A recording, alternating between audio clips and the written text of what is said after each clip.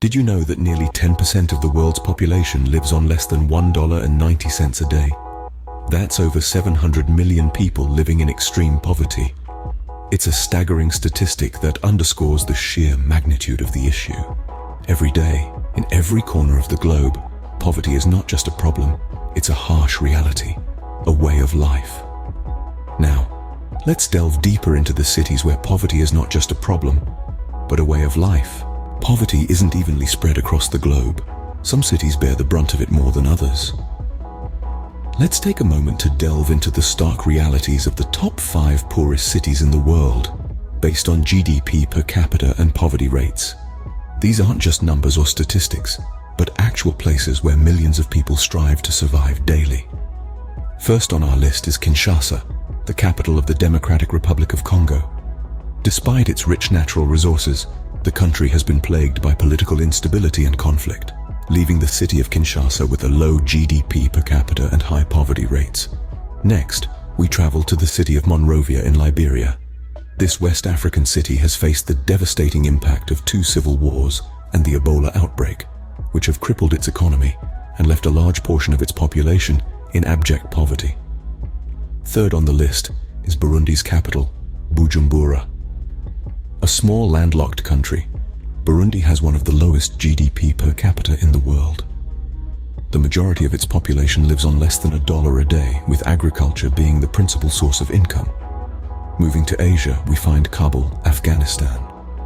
Decades of war and political instability have left the city with a struggling economy and high poverty rates. The citizens of Kabul face desperate conditions daily, with many lacking basic necessities such as clean water and electricity.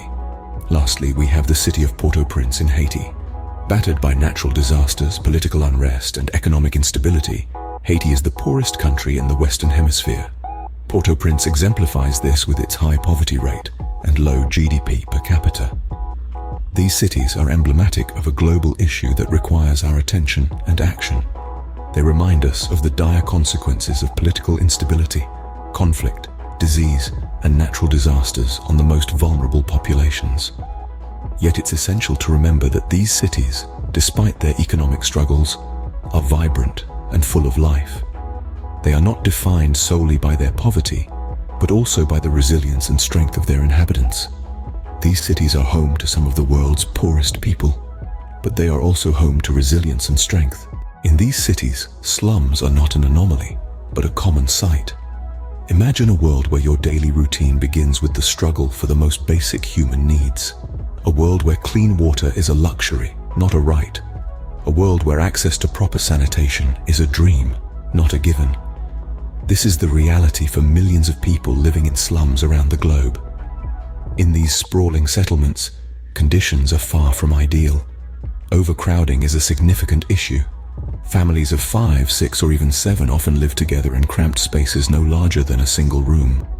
There's little privacy or room to breathe, let alone space for children to play or do their homework. Sanitation, too, leaves much to be desired. In many slums, communal toilets, if they exist at all, are often so overused and poorly maintained that they become health hazards rather than amenities. In some cases, open defecation is the norm, exacerbating the risk of disease outbreaks. Access to clean water is another challenge. Many slum dwellers rely on shared water sources, which are frequently contaminated due to poor sanitation. Some residents have no choice but to walk miles every day just to fetch a bucket of water, time that could have been spent earning a living or attending school. These conditions are not mere inconveniences. They have profound implications for the health and well-being of slum dwellers. Diseases like cholera, dysentery, and typhoid are common, and children are particularly vulnerable. Many grow up stunted, both physically and mentally, due to malnutrition and the constant exposure to disease. Yet amidst these harsh realities, there is a spirit of resilience that is truly remarkable. Communities band together, sharing resources, supporting each other, and finding innovative solutions to their everyday challenges. They display an indomitable spirit in the face of adversity. The resilience of these communities, however, should not distract us from the urgency of their situation. It is a testament to their strength, yes, but it also underscores the pressing need for change. The status quo is not sustainable, and we must not lose sight of that. Education is often hailed as the key to escaping poverty, but for many in these cities, it remains out of reach. Imagine the potential of those brilliant minds that are left untapped, their dreams buried under the weight of their circumstances. For many children in these cities, getting an education is not as simple as just going to school. There are formidable barriers standing in their way. One of the most pervasive barriers is child labor. In the face of grinding poverty, many families are forced to send their children to work, trading classrooms for sweatshops, books for bricks. These children spend their days doing back-breaking labor instead of learning the skills they need to break free from the chains of poverty. Then there are gender disparities. In many societies, girls are often the last to be educated. They are expected to help with household chores, care for younger siblings, or even marry at a young age. These cultural norms rob countless girls of their right to education, perpetuating a cycle of poverty and inequality. Lastly, let's talk about the lack of resources. Many schools in these cities are underfunded and overcrowded, lacking basic facilities like clean water and sanitation. Teachers, if there are any, are often underpaid and undertrained. This lack of investment in education further widens the gap between the haves and the have-nots. But remember this, education is not just about teaching children how to read or write. It's about empowering them, giving them the tools they need to change their lives and their communities. It's about giving them hope for a better future. However, without addressing these barriers, without making education accessible to all, we are denying these children their right to this hope, to this brighter future. We are leaving them trapped in a cycle of poverty, a cycle that they are desperate to break free from. Without education, the key to escaping poverty, the cycle is likely to continue. Health issues are both a cause and a consequence of poverty. This simple yet profound statement encapsulates the harrowing reality that millions of people living in the poorest cities across the globe grapple with daily. Malnutrition, a common health crisis in these underprivileged areas, is a ruthless cycle that perpetuates itself. When people don't have enough to eat, they lack the essential nutrients to maintain their health. This leaves them vulnerable to illnesses and diseases, which in turn reduces their ability to work and provide for their families, pushing them deeper into the clutches of poverty. Next, let's talk about infectious diseases. Conditions like tuberculosis, HIV, and malaria are rampant in these poverty-stricken cities. Overcrowded living conditions, lack of clean water, and inadequate sanitation facilities make these areas breeding grounds for such diseases. The tragedy is that these are preventable diseases, yet they continue to claim countless lives every year due to a lack of access to basic healthcare services and preventive measures. Speaking of healthcare, or rather, the lack thereof, it's another significant factor contributing to the health crisis in poverty. The irony is that those who need healthcare the most have the least access to it. High costs, long distances to clinics, and a shortage of healthcare professionals are just some of the barriers that impede access to healthcare in these cities. And let's not forget about mental health. The stress of living in poverty can lead to mental health issues such as depression and anxiety. However, mental health services are often overlooked in these areas, leaving individuals to struggle in silence, further exacerbating their plight.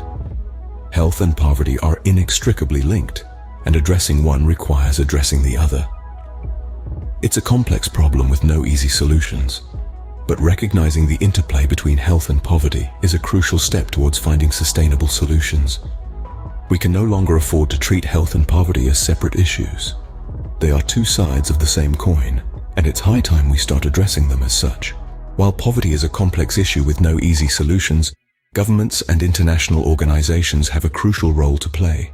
These entities have the power to set policies and provide resources that can drastically change the face of poverty.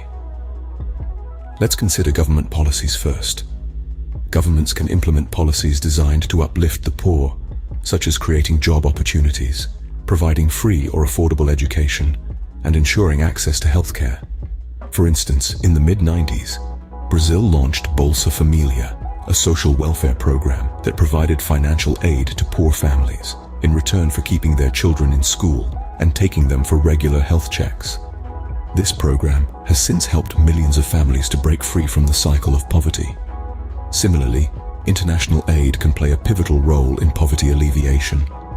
This aid often comes in the form of financial assistance, technical support, and humanitarian relief. For example, the Global Fund, an international organization, has been instrumental in fighting diseases like AIDS, tuberculosis, and malaria in low-income countries. This not only saves lives, but also improves the overall economic conditions of these nations. Moreover, international aid can also foster long-term development. The World Bank's International Development Association, for example, offers interest-free loans and grants to the world's poorest countries, helping them to implement projects that boost economic growth, reduce inequalities, and improve people's living conditions. However, it's essential to note that both government policies and international aid need to be well targeted and efficiently managed. Misdirected efforts or corruption can lead to wasted resources and can even exacerbate poverty.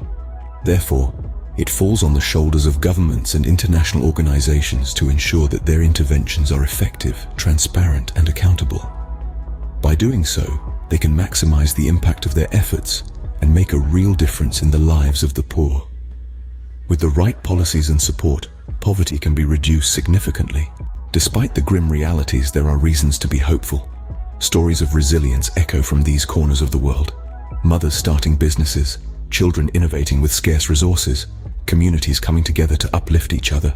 Progress is being made too in reducing global poverty. The World Bank reports that extreme poverty rates have been cut in half over the past 3 decades. While the fight against poverty is far from over, every step forward counts. Together, we can make a difference.